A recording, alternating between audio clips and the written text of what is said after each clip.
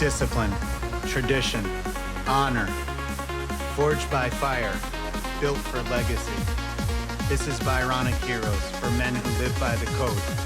I'm Benjamin Carey. Yes, sir. Yes, sir. Welcome to Byronic Heroes. I'm Benjamin Carey. Today we're going to talk about 14 things that alone will not get you recruited. You cannot explain recruiting to people who have never actually seen recruiting up close. The other night I went to see the movie Backrooms with my boys. Not exactly the kind of movie I would have picked on my own, but that's part of having sons. Sometimes you end up in a theater watching something strange, and then out of nowhere a line hits you hard. Near the end of the movie, this character Mary is being questioned about what she saw inside the backrooms. And another guy, Phil, from the government, is interviewing her, trying to get answers. He wants her to explain what she saw inside. He wants language. He wants categories. He wants something clean and useful that he can understand from the outside. And Mary basically gives him this idea. It's like trying to explain a dog to someone who's never seen one and then asking that person to draw it. That stayed with me, because it's a much deeper thought than it sounds like at first. The problem is not just that the person can't describe the dog. The problem is that the person's being asked to create an image of something he has no real reference for. He can listen, he can nod, repeat the words, he can act like he understands, but when it comes time to draw the thing, the truth comes out. The picture will be distorted. Not because the dog's fake, not because the person explaining it is lying, but because the person drawing it has never actually seen the thing with his own eyes. That's exactly what recruiting feels like when you talk to certain people in youth football, especially here on Long Island. It's the epicenter of entitlement. I travel the country speaking on recruiting. There's a certain amount of toxicity in youth sports everywhere, but there is no place quite like Long Island. It's the only place where a kid gets a Division I FBS offer and a handful of grown men find their way online to post hate comments. That comes from ignorance, because they do not know how real recruiting works. And let's be honest, it also comes from jealousy, insecurity, and the mediocrity of themselves and their own sons. Listen, hate comes with every level of success in any arena, right? It's part of how it goes. I understand that. But it's so bad in football circles in my region that I coined a term for it over the past 15 years. I call it Long Island cynicism and entitlement. For example, we have over 125 kids who are babies in our program and are now playing college football, many of them at the Power 4 level. But the clowns continue to come out for the circus. There's a certain kind of person. It ranges from daddy coaches in youth football to parents to even some high school coaches. It's a certain kind of person, certain kind of youth football coach who has the entire sport solved from a folding chair. A certain kind of sideline genius.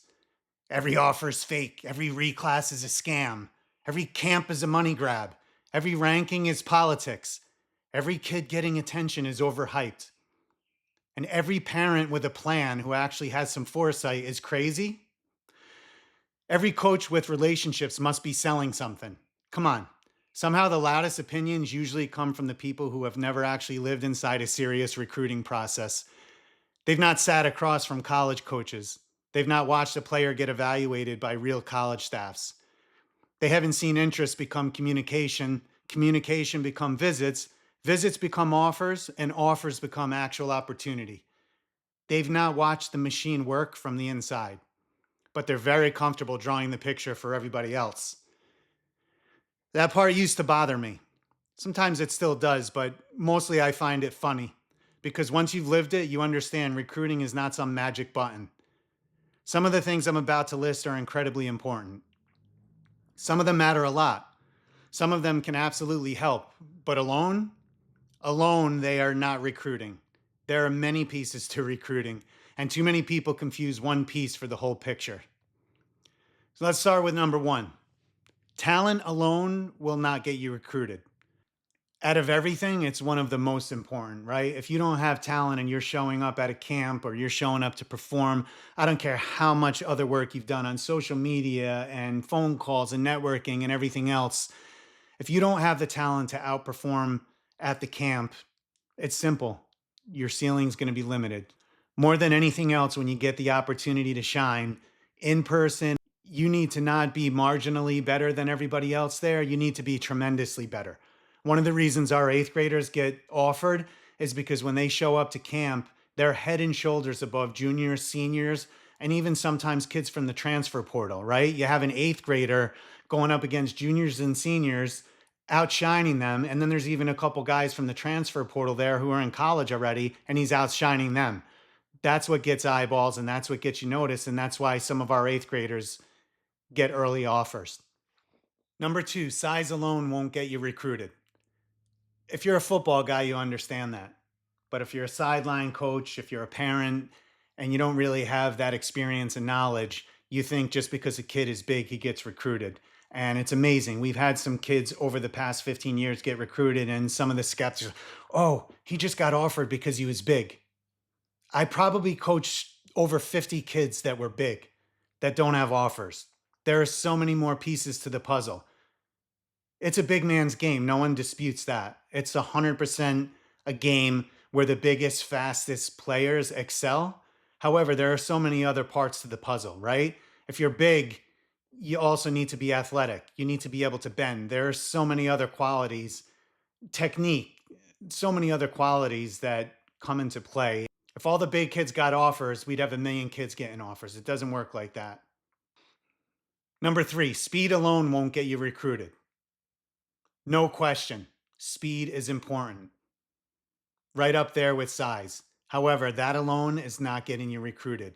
College coaches aren't looking for track athletes. They're not handing out track scholarships. They're handing out football scholarships. So while speed is extremely important, there are a million other things that go into getting you recruited. So double down on the speed, but understand that your technique has to be good. Are you a gritty player? Are you strong? Does your strength match your speed? Do you have good character? There are a million and one other things that come into play with getting recruited, not just speed alone. Number four, coaching your own son alone won't get him recruited.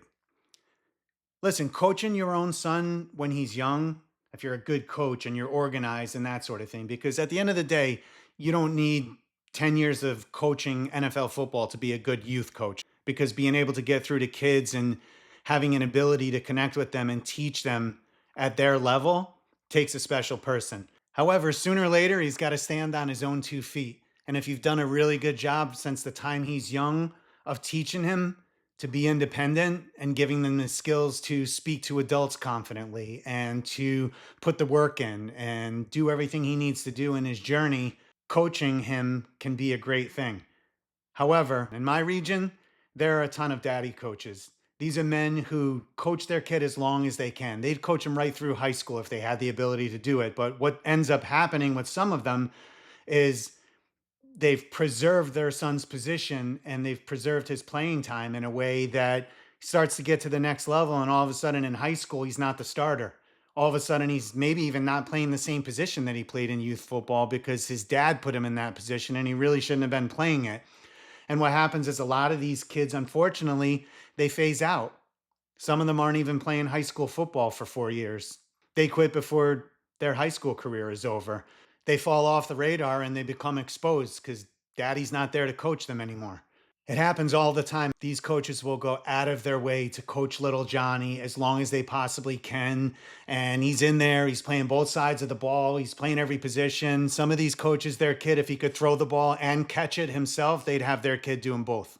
Similarly, number five, talking up your son alone won't get him recruited. Some of these guys go on and on and on about their son. They'll talk to anyone who will listen. They have the next coming of Tom Brady or Walter Payton, and the kid's only 7 years old. At the end of the day, the talking ends, and where the rubber meets the road is at camps and on the field. And that's how that works. Talking up your son and your other players, if you coach other players, it's a great thing, right? If you think a player is a good player, whether it's your son or another player, of course you're going to promote them. You're going to talk them up. But at the end of the day, there's a fine line when they have to stand on their own 2 feet. Number six, social media posts alone won't get you recruited.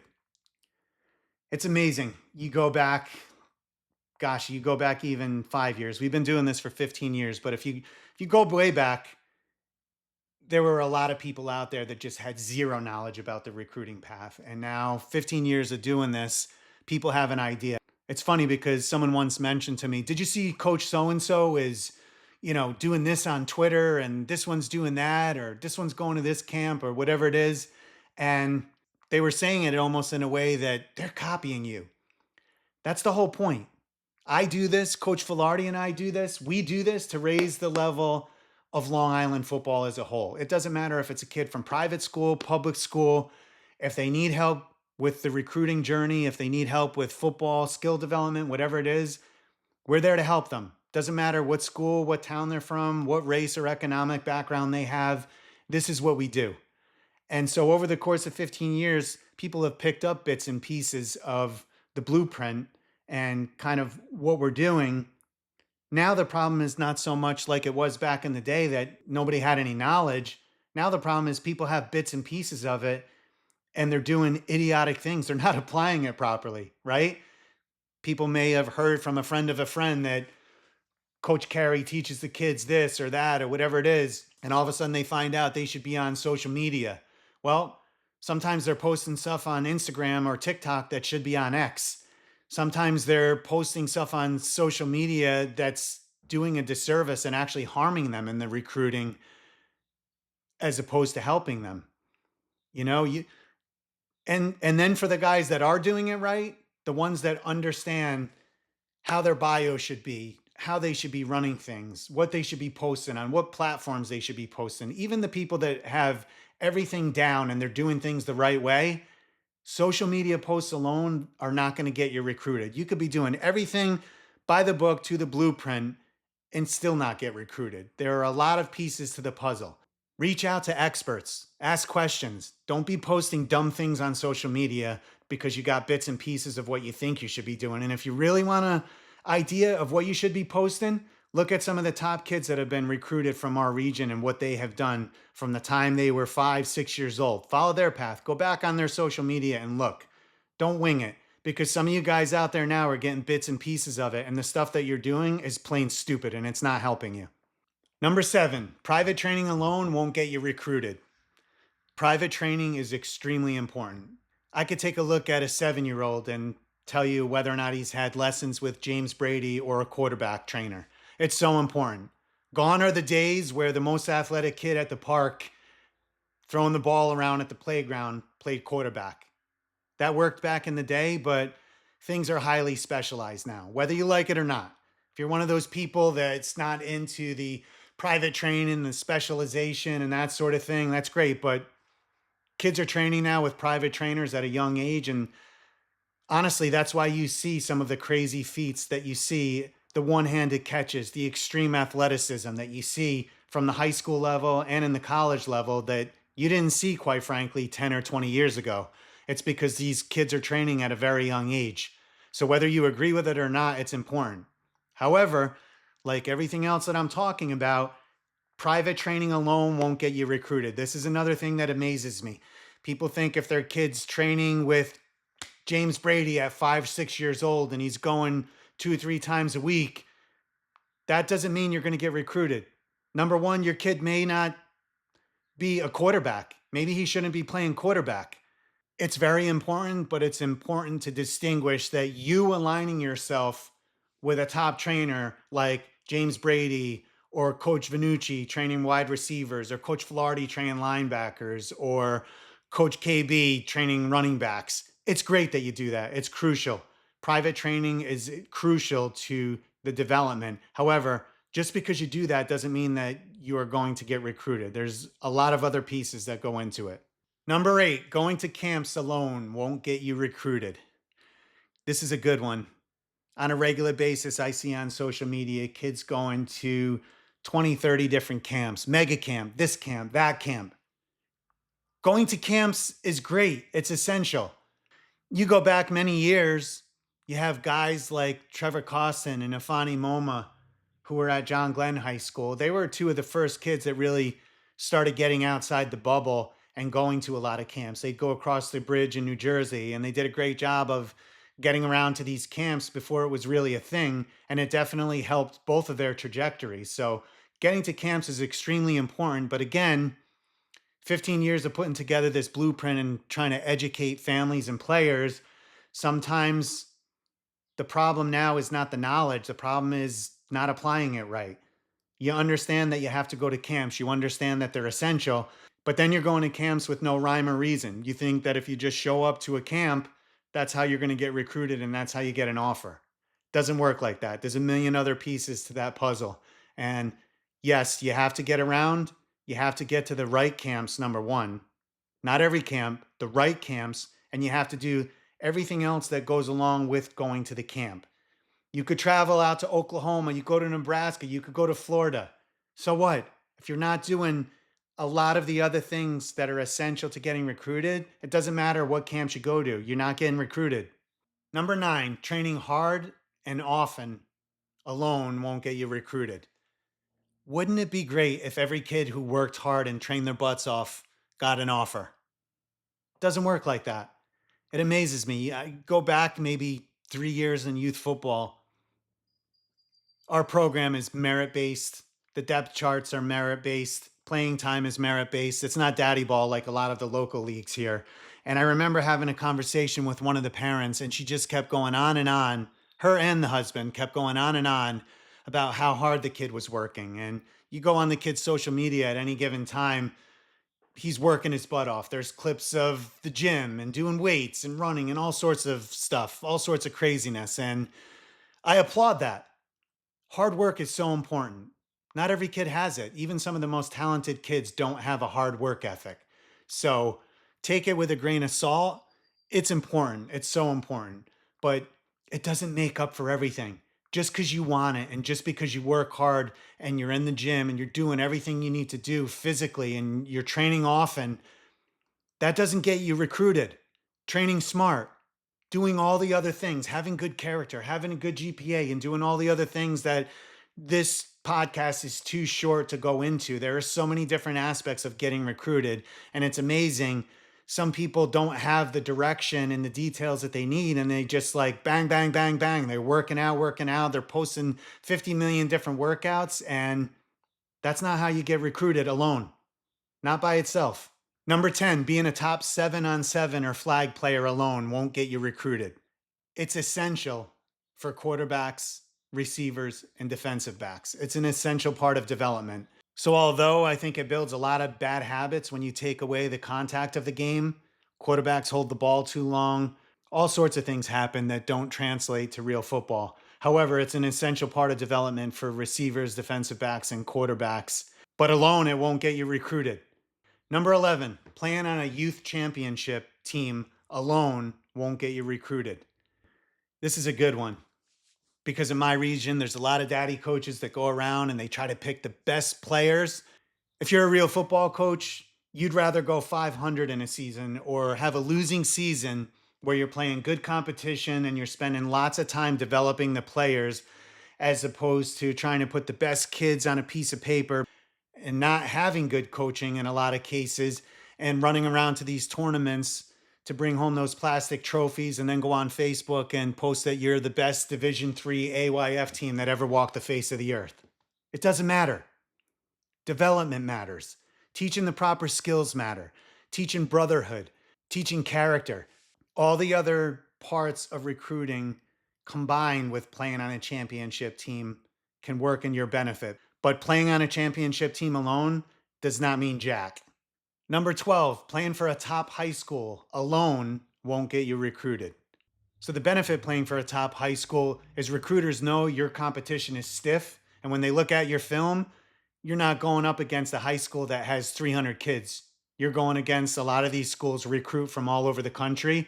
And there's a big impact playing for a top high school. But alone, it's not going to get you recruited. Just because you go to a top high school, if you're not doing all the other things, even though you may have a much more likely chance to get recruited, playing for them alone is not going to get you recruited. These top high schools in the country typically have the best facilities. They have the best coaches, guys that have coached at the college and NFL level, coaching their high schools. So there's a huge benefit to it, but alone, it won't get you recruited. Number 13, reclassifying alone won't get you recruited. It's a good one. Let me spend a minute on this one because this is where some of the dumbest people in youth football suddenly pretend they are philosophers, lawyers, and NCAA compliance officers. Calling reclassifying cheating is usually the first sign someone has no idea how national recruiting actually works. Oh, cheating is hiding information. Cheating's breaking the rules. Illegal reclass is not cheating.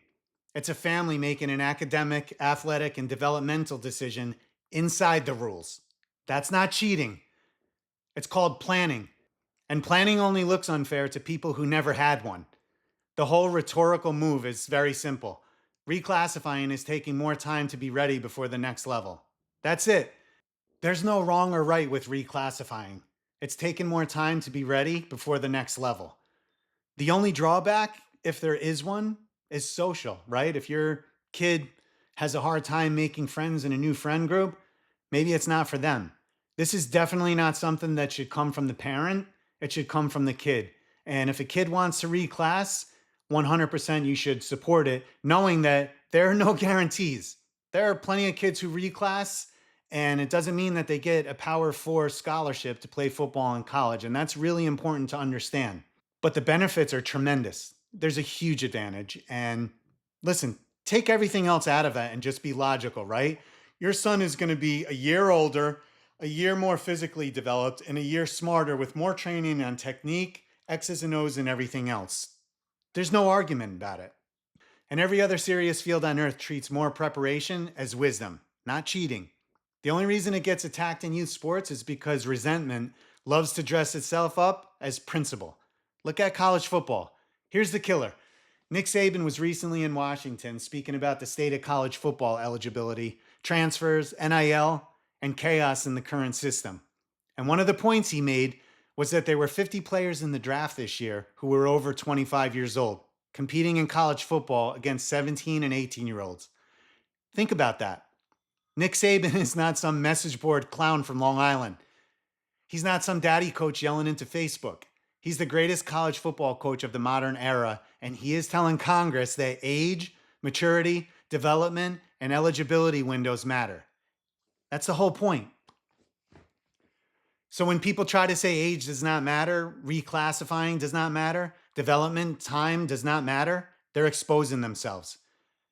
Because if a 25-year-old competing against an 18-year-old is a real issue in college football, then of course age matters when kids are being evaluated nationally in middle school and high school. Of course maturity matters, body development matters, and of course the calendar matters. And here's the irony. The NCAA already institutionalized the exact same thing the haters are mad about. It's called a red shirt. A redshirt freshman is older, stronger, more developed, and more prepared by design. Let me ask you a question. Think about this. Again, this is one of those things, put all your opinions and everything else aside. Do high school coaches and college coaches care if a kid reclassifies? No. They want the best players. They want the best talent for their teams. No one cares. You know who cares? The daddies who are jealous and insecure that have to take a moment out of their day to go online and say something about a kid who reclassed. You lose. These kids are more developed, not by accident, by design, and there's nothing wrong with that. The governing body of the sport already understands that more time can help a young athlete develop. So the system these people worship already does what they accuse families of doing. They just don't like that a family had the foresight to do it on purpose. Same thing in the real world. A surgeon who does an extra fellowship is not gaming surgery, right? He's the one you want holding the scalpel. More preparation creates better outcomes. We celebrate it everywhere, except apparently on a 13-year-old's transcript. A violinist who trains one more year before a Juilliard audition is dedicated. Nobody sits there screaming, "She cheated!" Nobody asks how old she was when she finally got in. In the arts, late readiness gets romanticized. In football, bitter people call it a scandal. That is how unserious the criticism is. I mean, come on. The people who scream the loudest about reclassifying usually have no idea how the age game already works. New York kids are often young for their grade compared to kids in other parts of the country. On Long Island, a kid can start kindergarten if he turns 5 by December 1st. In New York City, it can even be later. Now compare that to major football states where the cutoff is often August 31st or September 1st. That means a kid here can be months younger than the kid he is being compared to nationally before anybody ever talks about football. So when a Long Island kid reclasses, sometimes he is not gaining some outrageous advantage. Sometimes he's correcting the disadvantage that was already baked into the system when he was 5 years old. And even then, do we really ever catch up? Because the same football hotbed states already have families holding kids back, doing the same thing, reclassing, choosing private schools, using prep years, and managing development like a business the same way. So spare me the moral outrage. You're not mad because reclassifying is cheating. You're mad because some families understand the calendar better than you do. You're mad because some families are willing to make hard, long-term decisions while other people sit online and complain. And here's the part the critics always skip. A reclass guarantees nothing. Zero. It does not make you faster. It doesn't make you tougher. It doesn't make you a Division I player. It doesn't make college coaches call you. It only gives you time. That's it. Time to mature, to grow, maybe to clean up your academics, to build your body, to improve film, to face better competition, maybe to level the playing field against all the other states across the country where there's an age disadvantage for Long Island kids. A reclass does not create a player. It gives a real player more runway. There's a big difference in that. If the player does not change, the reclass means nothing. If the body doesn't change, it means nothing. If your film doesn't improve, it means nothing. If the maturity doesn't improve, it means nothing. So when some grown man online says, oh, he reclassed, like he just exposed a federal crime, I know exactly what I'm listening to. A person who does not understand recruiting, a person who does not understand development, a person who does not understand how the national football world works. If your entire argument is he reclassed, you're an idiot. You're not evaluating. You're coping. The calendar is part of development. The people who do not understand that are usually the same people who don't understand recruiting. This isn't a case for reclassifying. Reclassifying is not a magic wand. It's not a shortcut. It's not a scholarship. It's a tool. Smart people use tools. Bitter people complain about them. So reclassing alone will not get you recruited. Yes, it's a huge advantage, but alone it will not get you recruited. Number 14, film alone won't get you recruited. Quality film against good opponents, showcasing you in the best way possible, having your plays put together properly and in a certain sequence like we talk about in detail in our program as part of the blueprint, making sure the arrows and the circles pop up at the appropriate time and not halfway through the play when you're running through and the coaches don't get a chance to even see the formation that you started with, that sort of thing, right? Film alone is crucial. It's very important. Listen, I've seen players get offered just on their film who've never gone to a camp. So it is very important. But having looked at film from so many different players and positions in schools across the country, some of the film, for example, if you're a receiver and you're standing in the end zone or you're catching uncontested passes, who cares? If you're running into the backfield and you're a defensive lineman and you're hammering people and you're sacking them and you're creating havoc and your opponent is terrible, coaches at the higher level see through all that stuff.